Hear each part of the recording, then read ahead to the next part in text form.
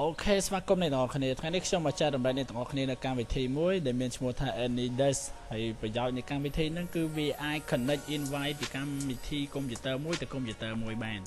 តែអ្នកទាំងអស់គ្នាគ្រាន់តែប្រើ ID កម្មវិធីហ្នឹងហើយភ្ជាប់ទៅកម្មវិធីមួយទៀតដែលគ្រាន់តែវាយ password ID ហ្នឹងទៅអ្នកទាំងអស់គ្នាអាចគ្រប់គ្រងទៅលើកុំព្យូទ័រគេបានហ្នឹងហើយមិនថាតែកុំព្យូទ័រទេសូម្បីតែទូរស័ព្ទដោយអ្នកទាំងអស់គ្នាបានឃើញគឺទូរស័ព្ទក៏អាច connect ចូលទៅក្នុង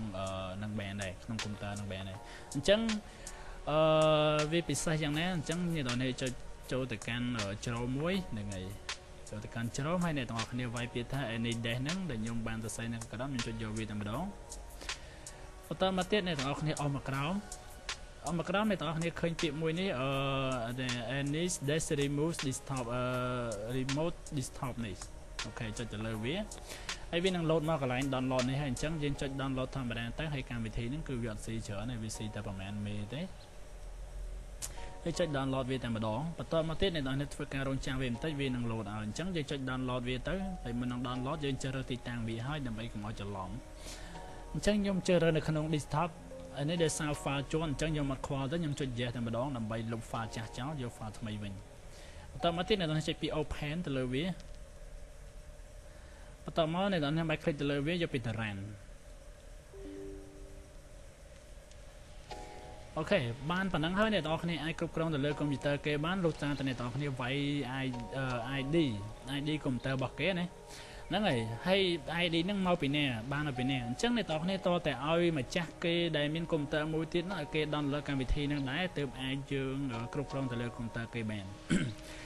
មុននេះខ្ញុំបានគ្រប់គ្រងទៅលើកុំព្យូទ័រគេមួយហើយអញ្ចឹងប្រូ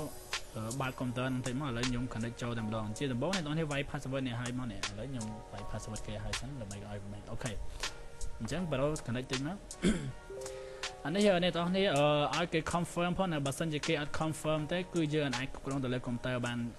អាចគ្រប់គ្រងទៅលើកុំព្យូទ័រគេបានអញ្ចឹងយើងអាចគ្រប់គ្រងទៅលើកុំព្យូទ័រគេបានហើយទោះតែគេ confirm អញ្ចឹងអូខេអញ្ចឹងយើងអាចចុចទៅលើកុំព្យូទ័រគេបានដោយ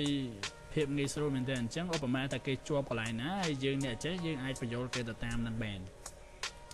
ដោយគ្រូបញ្យល់សិស្សអញ្ចឹងលក្ខណៈថាសម័យ COVID អញ្ចឹងយើងអាចប្រើកម្មវិធីហ្នឹងដើម្បីជួយ